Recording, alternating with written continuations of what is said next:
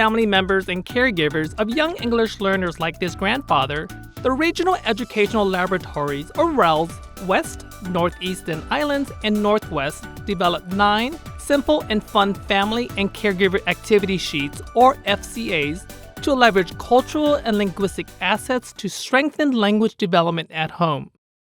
The FCAs are available in multiple languages including Somali, Simplified Chinese, Spanish, English, Tagalog, Traditional Chinese, Vietnamese, Haitian Creole, and Arabic, and can be used in English or the home language, whichever the family member or caregiver prefers. The FCAs are grounded in the research-based recommendations in the What Works Clearinghouse practice guide called Teaching Academic Content and Literacy to English Learners in Elementary and Middle School. Educators can send the FCAs home so students can use complex language and connect to concepts in their home language prior to as well as after classroom instruction. This video will showcase classroom instruction over several days and demonstrate how 2 families use different FCAs across the length of a unit. These FCAs extend and reinforce classroom learning by creating opportunities for dialogue to learn new content and academic vocabulary and build their child's oral and written language skills in English and their home language. This first video clip features an educator engaging her 4th and 5th grade English learner students in an integrated English language development lesson on opinion writing. Students are asked to justify in writing their choice of a destination for a family road trip from either Mexico City or the Georgia Aquarium. Featured in the lesson are 3 recommendations from the EL practice guide. Over the course of the lessons, the teacher engages students to make meaning of content knowledge by using academic vocabulary and language to share their learning as she moves through the lesson. Following the lesson seen in the video, the teacher provides structured opportunities for the students to develop written language skills as they discuss travel videos, short texts about various destinations, and the teacher's written example. The teacher explicitly teaches the genre and structure of an opinion text. The lesson culminates with students analyzing the teacher's writing on the destination of Seattle, focusing on the use of academic vocabulary and the structure of an opinion. Watch how the teacher uses these practice guide recommendations in her classroom. So today, as we watch the videos, I will pause because you will be annotating and you will be picking out the key details or some interest or something about that place that might interest you to visit. As you're watching these 2 informational videos, you're going to be looking for what is interesting, or for another word, attraction. What is the attraction to this place? Interesting. So there was something at the beach, there was something at Disneyland that you wanted to see, right? And that you wanted to do.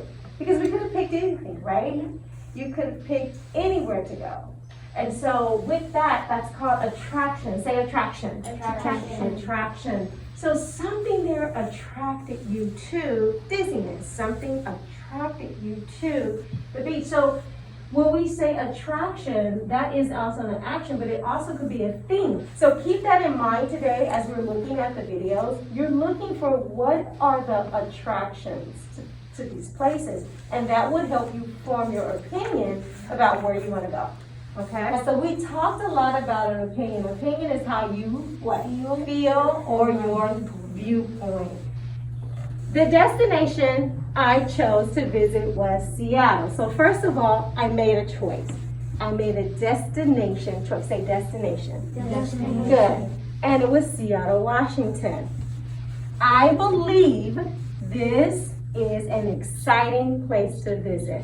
The reason why I highlighted this statement, because this is my opinion. It is my position. This is what I feel. This is what I think. This is my viewpoint. So we have to pay attention to the language also that we use in our writing too, correct? Because that alerts the reader to say, okay, now I'm going to give you my support of my opinion.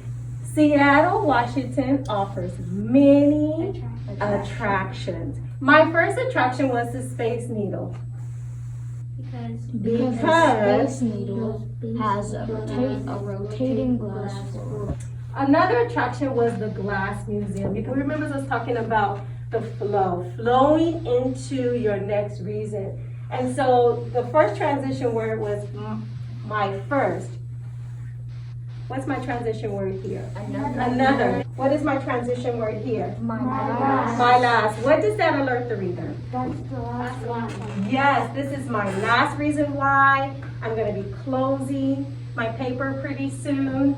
When I'm closing my paper, I am going to restate my opinion. We're going to read the opening statement, and I think this is good practice to go back up and read what you said, because sometimes we get so busy of writing our key details and we get so engulfed in our body that we forget what we wrote in our opinion. I want you to start to put into practice some of the things and some of the words that we have introduced you today, right?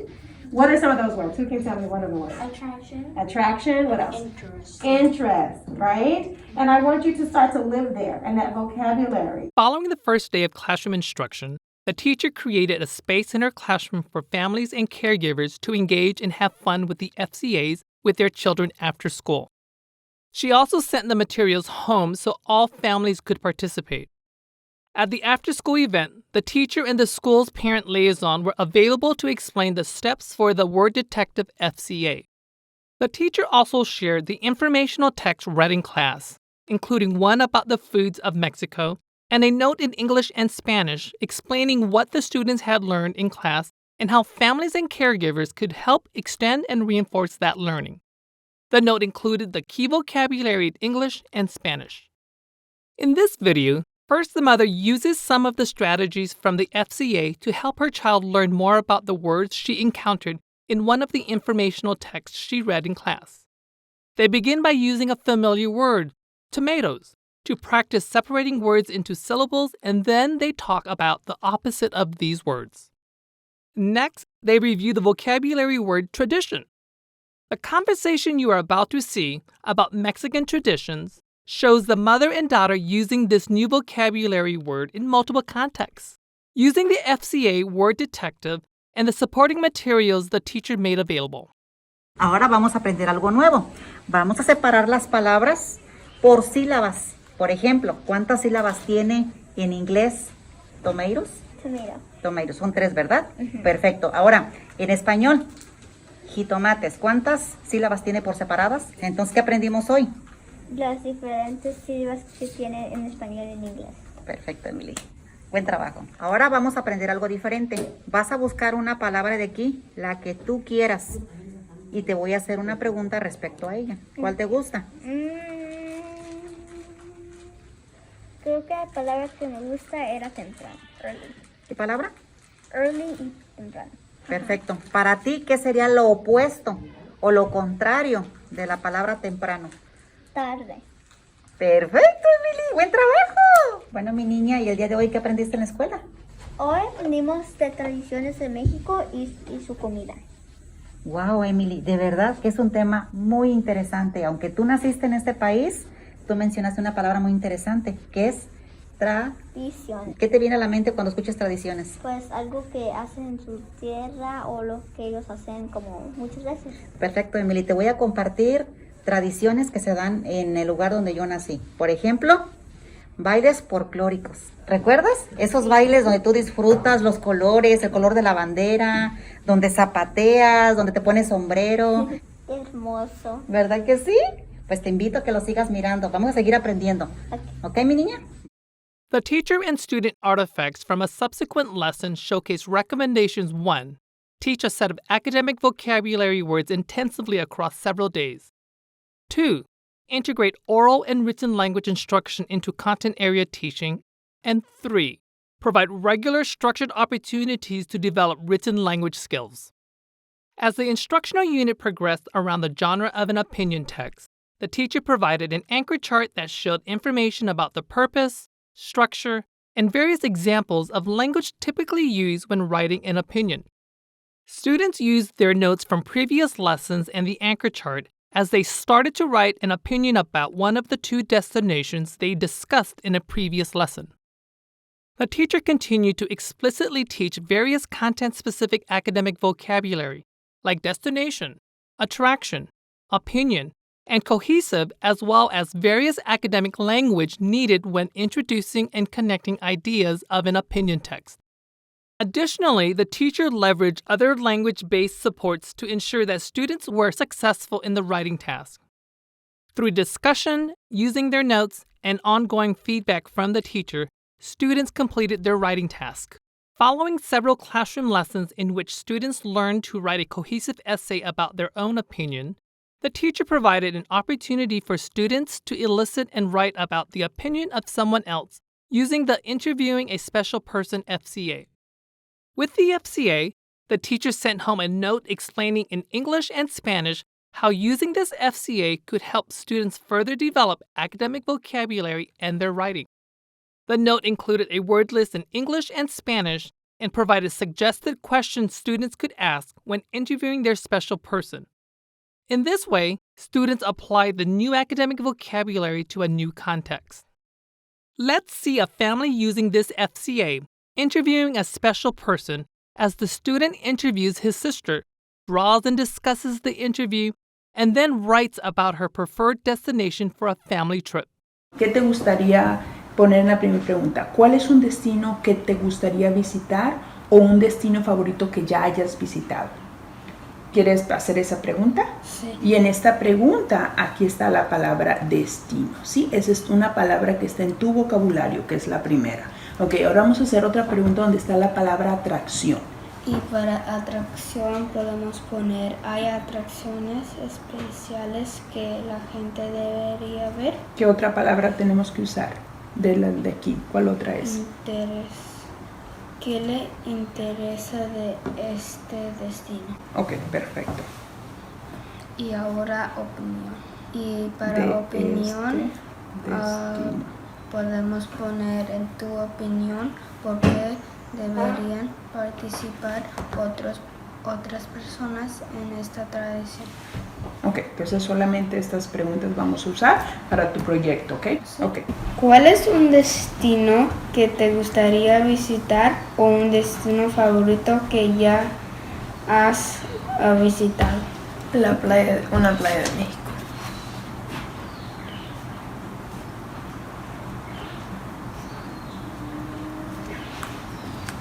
¿Por qué deberías ir ir la gente a este destino? Porque tiene restaurantes cercanos y comida muy rica. ¿Qué te interesa de este destino?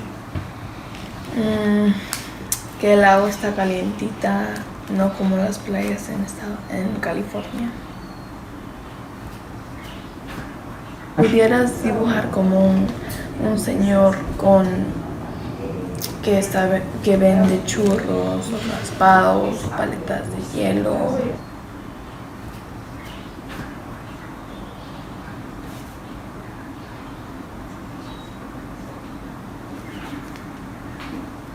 Y haz como la campana porque siempre hacen el tin, tin, tin.